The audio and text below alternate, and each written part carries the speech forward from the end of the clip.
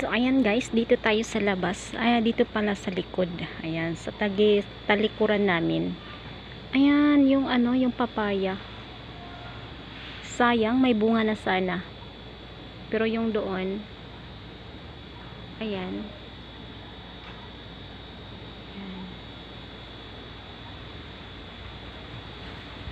Ayan, may bunga na siya. May mga bunga na. Natumba lamang po yan noong bagyo. Ayan. Ayan, yung isang papaya. Ayan. Yang puno yan guys. Ano po yan na puno? May ahas po dyan na nakita ko. Malaking ahas. Hindi ko na po sure kung dyan pa ba siya. Kasi malaki-laki to eh. Ayan.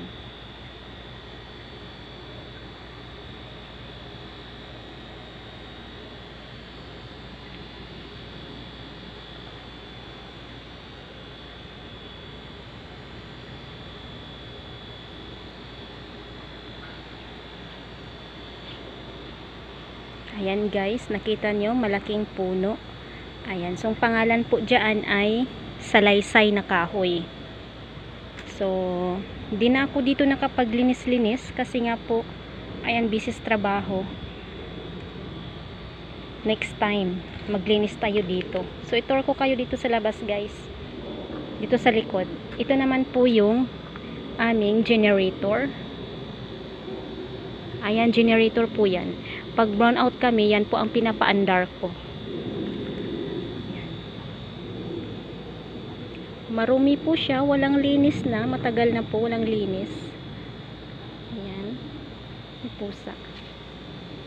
Ay, pumasok doon sa kabila. Ayan yung kuting, yung anak niyang mali. Ayan. Ayan yung mga malalaking puno ng kahoy, yung acacia. Ayan. May malunggay po dyan. Ayan yung malunggay natin. Ayan. Mga malunggay.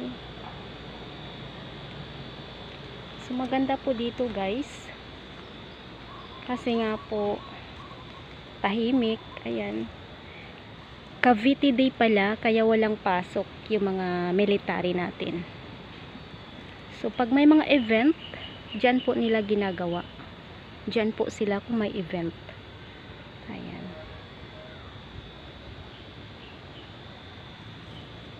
So yung bandang dulo doon po ay eskwelahan na po yan. School po yan ng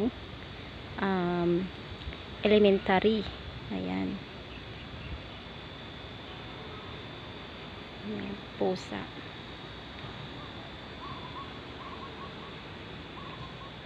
Ayan, nagpalinis sila. Maganda na. Ayan. Another kahoy po dyan. Madaming kahoy ng puno ng salaysay na kahoy. Ayan.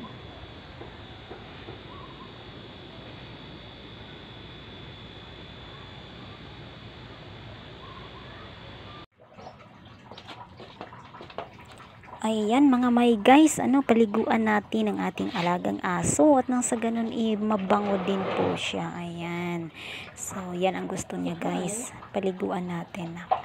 Ayan. So medyo malamig-lamig yung kanyang tubig. So kailangan natin na dagdagan ng mainit na tubig kasi gusto niya yung maligamgam na tubig. Ayan. Syempre dog lover din po tayo.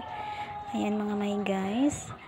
Ayan, relax na relax yung ating aso. Ayan. Ayan na. So, kulang pa yung tubig niya. Ayan. So, dagdagan natin ng mainit na tubig at papaliguan na natin siya. Ayan, mga may guys. Tingnan nyo siya. Ayan, behave. Hindi po siya hindi siya malikot na paliguan, mga may guys. Okay po yan na paliguan kasi nga po behave siya na aso. Ayan, it is smart na aso. Ayan na siya guys.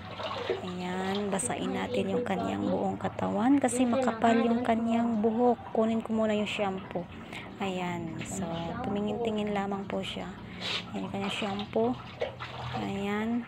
Gusto Ayan, lidin natin yung kanyang mga libag-libag. Ayan. Ayan, yung gustong-gusto niyang paliguan siya mga my guys. Ayan. So, behave lang po yan. Super behave lang po yan talaga. Mga my guys. Ayan na siya. Oh, ala. Oh, yan. Tumingin pa, oh. Marunong na tumingin sa camera. Oh, oh. Nagpapakyut pa sa camera.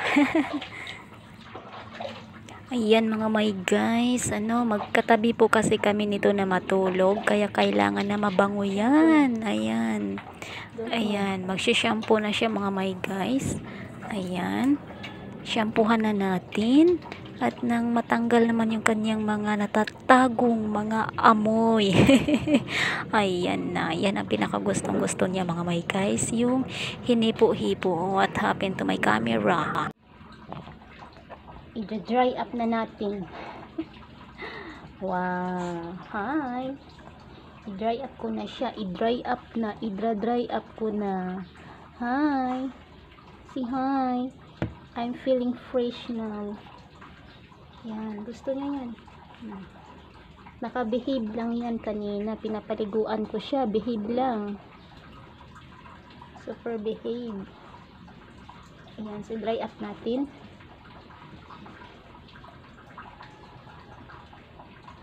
Ayan. Wala tayong blower, kaya dry up lang. Bango na niya, ang bango. Kasi lagi itong nakatabi sa akin matulog eh. Nakatabi to sa akin. Tapos kagabi, inihian niya ako doon sa bed. Doon mismo sa foam. Kaya today, maglalaba tayo ng ating bedsheet. Ayan. May suklay pa to. Susuklayin ko pa yan. Ay! Ay!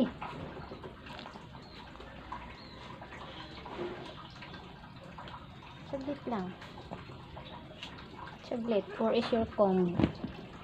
Dito yung kanyang suklay. Kukomb na ano kita. No? No na?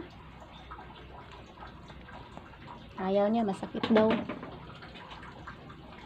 Ito pang first dry up, second dry up. Ayan. Kaya dali na. Kaya pasok ka na dun sa loob. Nesus, ang bango naman, oy. Ang bango naman. Bango-bango naman ni Chewy. Oy, ang bango-bango naman, oy. Bango-bango naman yung palangga. Oh. Mabango na yan. Super bango na. Mabango-bango na ito. Jesus. Ay na. Ang bango na talaga. Gustong-gusto ko na ito itabi mamaya. Ayan. Hala. Hala. Hala. Hala. Good morning. Hala. Chewy.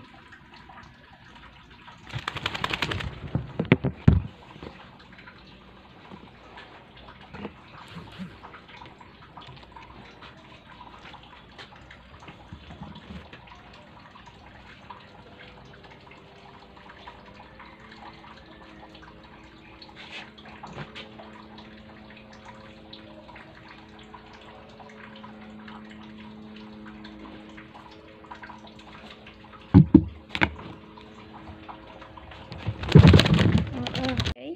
Huh? Are you okay na? You've done shower na? Wow, you're so nice, Chewy. You're so good. Good job, Chewy. Good job. Say bye-bye. Bye. Bye-bye. Bye, everyone. Bye. It's Chewy here. So ayan mga my guys, pauwi na tayo. Katatapos lang natin naghatid ng ating estudyante. Ayan, so makikita niyo dito my guys. Ayan. Ayan siya mga my guys. Sa loob po tayo ng base. Ayan, dito sa Cavite. Kasi bawal po nakukuha ng buong video na may mga placard dyan, ng mga Philippine Navy, whatever, ng mga ano dito guys. My goodness, kasi bawal po yan. Ayan guys, tingnan nyo sa palibot. Ayan, maganda po yung palibot.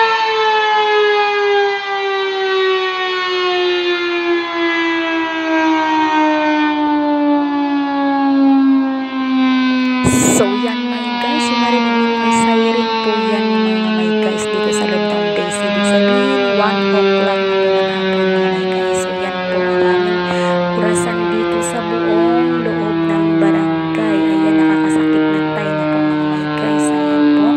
So pauwi-uwi na tayo. Hindi ko na kayo dinala doon sa school mga guys. Ayan, siguro ang kalayo dito is 15 minutes po na nilakad ko from school to dito po sa bahay ng aking tinitirhan mga guys. Dito tayo sa loob sa labas pala dumaan.